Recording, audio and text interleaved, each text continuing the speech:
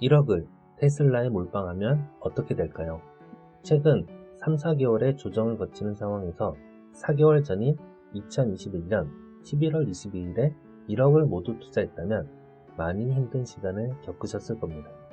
어느 정도 불확실성이 거쳐 반등한 지금도 마이너스 12.3%고요.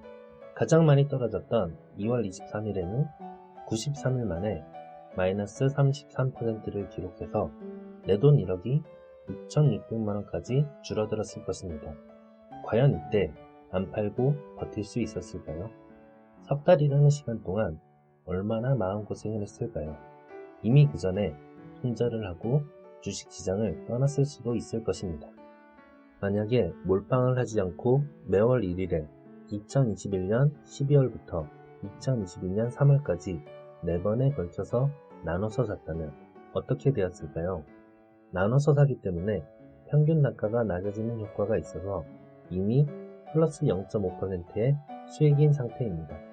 가장 많이 떨어졌던 2022년 2월 23일에도 마이너스 23%를 기록해서 7,800만원까지는 줄어들었지만 1억을 몰빵한 결과인 6,600만원에 비해서는 나은 결과입니다. 이처럼 하락장에서는 분할 매수가 안전합니다. 하지만 분할 매수가 만능이라고는 할 수 없습니다. 2021년 4월부터 2022년 3월까지 매월 1일에 12번에 걸쳐서 나눠서 샀다면 플러스 30%의 수익인데 반해 1년 전인 2021년 3월 21일에 몰빵을 했다면 현재 플러스 60.1%의 수익을 기록했을 것입니다. 몰빵을 하고 테슬라의 주가가 가장 강했던 2021년 11월 4일에는 거의 2배가 되어 1억 9천만원까지 올랐지만 넉 달도 안 되는 111일 동안 하락하기 시작하면서 마이너스 37%의 하락을 하며 1억 2천만원으로 고점 대비 7천만원 이상 하락하기도 합니다. 그 이후 다시 반등을 해줘서 결과적으로는 몰빵이 좋았지만 고점 대비 7천만원 이상 떨어지는 평가 금액을 보다 보면 주식을 오래 들고 있기 어려울 수도 있습니다. 1년 전에 몰빵을 하고 2달도 안 되는 58일 만에는 마이너스 15.5%까지 떨어지기도 했고요. 반면에 분할 매수를 했다면 초기에는 원금 대부분을 현금으로 들고 있기 때문에 마이너스 3% 정도의 손실만 기록했을 것입니다. 상승장에서는 몰빵이 좋지만 몰빵은 결국 주가의 흐름과 동일하기 때문에 나는 아무것도 할 수 없습니다. 몰빵을 하고 주식을 오래 보유하려면 강한 믿음과 인내심이 요구됩니다. 사실 몰빵과 분할 매수는 선택의 문제에 가까울 수 있습니다. 테슬라 같은 주식은 성장성이 좋지만 변동성이 크기 때문에 올라갈 때는 즐겁지만 내려갈 땐 무섭게 내려가니 장기 투자를 계획했다면 사기 전에 각오가 필요합니다.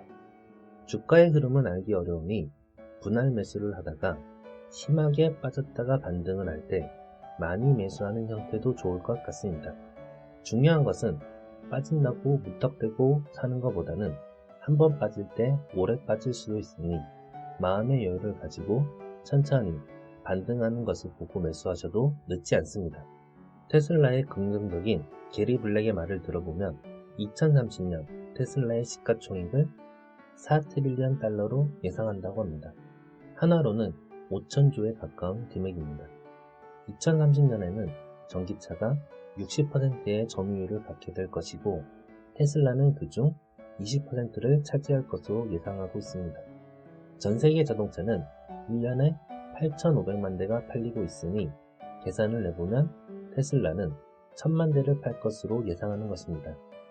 EPS 100달러 per 30으로 계산하여 테슬라의 주가가 3,000달러가 된다는 얘기입니다.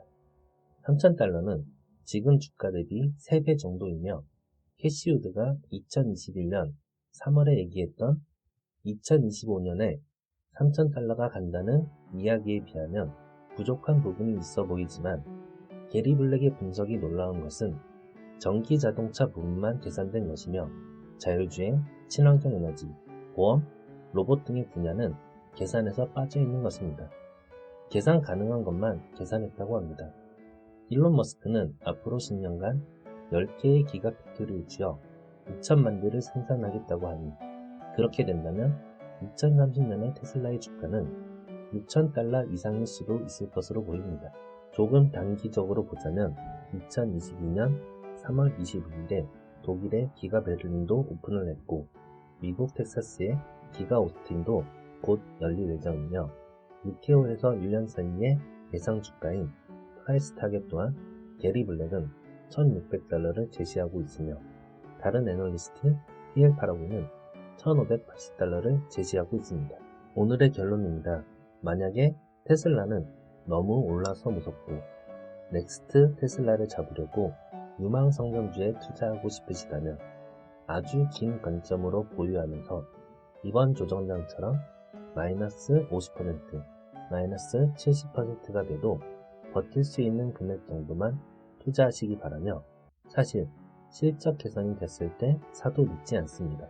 테슬라는 첫 2분기 연속 흑자를 기록한 2019년 4분기 실적 발표 이후 130달러인 주가가 994달러로 7배 넘게 성장했습니다.